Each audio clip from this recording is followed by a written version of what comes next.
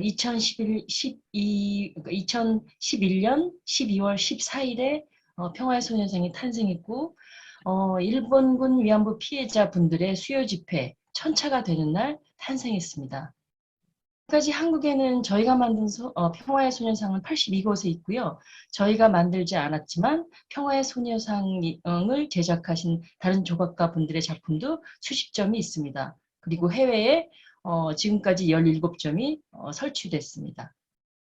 평화의 소녀상은 김학순 할머님이 계시지 않았으면 제작되지 못했을 것이고, 그분을 기리기 위해서 또 많은 피해자분들을 기록하는 작업으로 탄생한 것입니다. 평화의 소녀상에는 그분들의 과거의 아픈 기억과, 그리고 이 땅에 대한민국에 간신히 돌아오셔서도의 삶이 되게 힘들었습니다. 그런 이야기들도 포함되어 있고요. 그리고 수요 집회를 20년간 하시면서, 그리고 지금까지 30년 동안 이어져 오면서 그분들의 희망, 그분들의 열망이 담겨져 있습니다. 평화의 소녀상을 보시면 머리카락이 단발로 되어 있습니다. 하지만 거칠게 잘리워진 모습으로 표현되었는데요. 그것은 나의 의지가 아닌 타인의 의지로 이 가족과 이 나라를 떠나게 된 그런 이야기들을 담았습니다. 어깨에는 새가 있습니다. 그 새는 자유와 평화를 상징하기도 하고, 돌아가신 할머님과 살아계신 할머님들을 연결해주는 그런 영매 역할을 저희는 부여했습니다. 소녀의 손은 주먹을 꽉 쥔 모습으로 표현되었습니다. 그 모습은 원래는 이렇게 다소곳하게 손을 모아진 모습으로 되어 있었는데, 일본 정부가 한국 정부에게 우리의 피해자의 기록을 하는 것에 대해서 계속 방해를 놓거나 계속 문제 제기를 했습니다. 그래서 저희는 끝까지 할머니들과 함께 해야겠다는 작가의 의지로서 꽉 쥔 주먹을 표현했습니다. 저희의 의도와는 상관없이 어떤 분들은 그 꽉 쥔 주먹을 보시면서 얼마나 힘들었으면 주먹을 꽉 쥐고 참아냈을까, 이런 상상을 하시기도 했습니다. 많은 분들이 평화의 소녀상에 손을 잡아주시고 함께 연대해 주시는 그런 손이기도 합니다. 소녀의 발은 맨발입니다. 그 발은 험난했던 과거를 표현하고요. 또 아직도 회복되지 않은 명예회복을 뒤꿈치가 들린 발로 표현했습니다. 일본 제국주의 시대에 끌려갔던 소녀의 고통만 담은 것이 아니라 이 땅에 돌아와서 46년간, 그러니까 본인들이 증언하기 전 46년간 숨어 살아야만 했고, 가족과 떨어져야만 했고, 가부장제로 인해서 편견 속에서 살아나야 했던 그분들의 인생을 담았습니다. 이런 이야기는 소녀상의 뒤에 그림자로도 표현됐는데요. 그분들의 고통이 하나하나 파편화된 모자이크로 그림자가 표현되었습니다. 그리고 소녀의 가슴에는 하얀 나비가 있는데, 그러니까 할머니의 그림자의 가슴에는 하얀 나비가 있는데, 돌아가신 할머님들이 함께 저희와 해주길 바라는 마음으로 환생을 해주셔서 함께 하라는 그런 마음을 담았습니다. 평화의 소녀상에는 빈 의자가 있습니다. 소녀상의 중심을 차지하고 있는데, 저희는 그 부분을 제일 중요하게 생각하고 제작했습니다. 하신 할머님들이 그 자리에 앉아서 함께 하는 자리, 그리고 그 앞을 지나가는 많은 사람들이 앉아서 한번 왜 지금까지 이러한 이야기가 문제가 되고 있는지 생각해보는 자리, 그리고 또 하나는 그럼 나는 무엇을 해야 될까 고민해보는 그런 자리입니다. 라고 하는 부분들에 대해서 좀 더 고민이 좀 스는데요.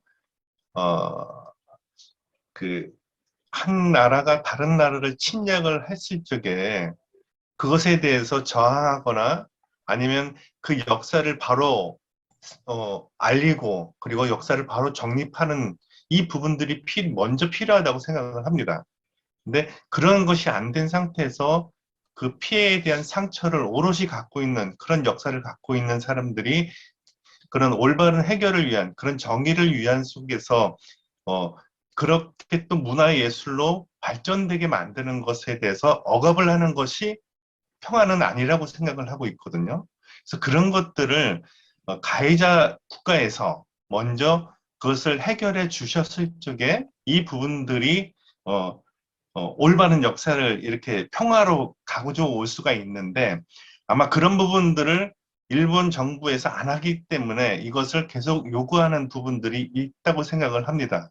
그래서 평화의 소녀상을 철거하기보다 먼저 역사에 대해서 좀 더 이 문제를 제대로 짚어보는 그런 자세들이 필요하지 않을까라고 생각을 합니다.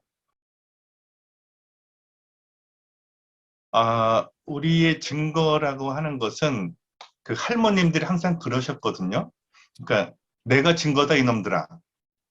그러니까 그러면서 본인들이 꾸준하게 증언을 한 증언집들이 있습니다. 할머님들이 생생하게 증언을 한 부분들이 있는데 이 할머님들이 그때 당시에는 사실 학교도 못 다닌 상태, 전쟁 통해서 아니면 피지배 국가에서 공부도 못했기 때문에 이 부분들을 그때 당시에는 글로 정리를 못했었습니다. 그러나 1991년 김학순 할머님의 증언에 의해서 그 이후로 많은 거의 300명 정도 되는 할머님들의 증언이 있었고 그 증언집을 통해 가지고 할머님들은 말씀을 다 하셨습니다. 그것이 증거가 아니면 무엇이 증거겠습니까? 그래서 그런 이 할머님들이 항상 얘기하는 게 똑바로 들으세요. 내가 증거다 이놈들아 이런 거예요. 그걸 부인하는 이런 사람들 그리고 그런 것들을 통해 가지고 유엔 인권 이사회에서 이 부분들을 일본의 전쟁 범죄에 대해서 특히 일본군 성노예 피해에 대한 사례를 통해 가지고 일본은 사죄하고 반성하고 배상하라고 하는 그런 권고가 있었습니다. 그런 유엔의 인권 이사회에서 한 것 자체도 부정하는 자들이 있죠. 그리고 그런 것들을 부정하고 있기 때문에 지금까지도 이 정의가 제대로 역사 정의가 이루어지지 않는 것입니다. 일단 저희가 평화의 소녀상을 만들면서 저희 나름대로의 할머님들의 녹취라든가 그다음에 증언집이라든가 이걸 통해서 할머님들의 고통과 아픔을 느끼고자 노력했습니다. 그러다 보니까 너무 서로 아팠습니다. 그리고 고통스러웠고 그리고 음, 제 딸은 옷과 손과 발의 모델일 뿐입니다. 그렇지만 제 딸의 역할이 무척 컸습니다. 그림자 아이디어도 냈고요. 그리고 또한 제 딸이 없었으면 평화의 소녀상에 대해서 아주 깊은 고민을 못하지 않았을까 싶습니다. 나고야의 표현의 부자유전 이런 부분들이 굉장히 소중하다고 생각하고 지금처럼 토론과 내용이 좀 되어졌으면 좋겠는데 토론하지 않고 이야기하지 않고 그냥 은폐하려고 하는 이런 사람들에 대한 마음들 그런 것들에 대한 것이 사실 좀 공부도 좀 하고 스스로 좀 노력도 좀 했으면 좋겠는데 꼭 가해자 입장에서 고민하고 그것을 어떻게 하면 숨길까 하는 이런 마음들이 좀 없어지고 전체적인 큰 내용을 보면서 사회가 좀 점점 더 발전해 나가는 쪽으로 갔으면 좋겠거든요. 그리고 이런 내용들 속에서 나고야의 이 전시와 이런 내용들이 굉장히 저는 중요하다고 생각을 하고 있습니다. 그리고 그런 부분 속에서 우리 나고야 시민들을 정말 존경하고 고맙습니다.